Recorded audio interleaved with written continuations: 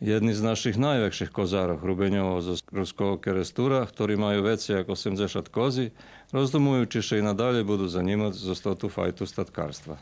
Prešlého roku sme mali problém s pandémiou, nemohlo výsť policijský čas, nemohlo pijaci pozaveraní, takže targovište blokirané sme boli zo všetkých bokov, museli sme še inšak preorientisať, takže košťata sme puštili da cickaju. Nevycali sme ani 6% količestva, co by sme mohli pre celý rok, takže môžem povedať, že sme pochovaní prešlého roku.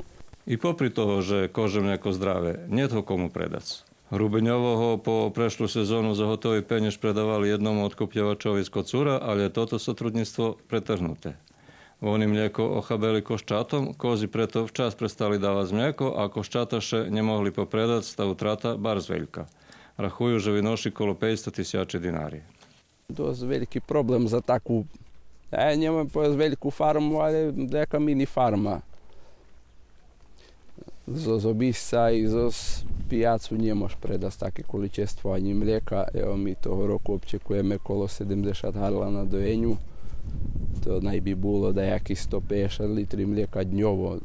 To ohromná količina za predávanie z obísca. To dajaký 20 kg síra dňovo, povedzme, zo tých 150 litroch, tak orientaciono utorím.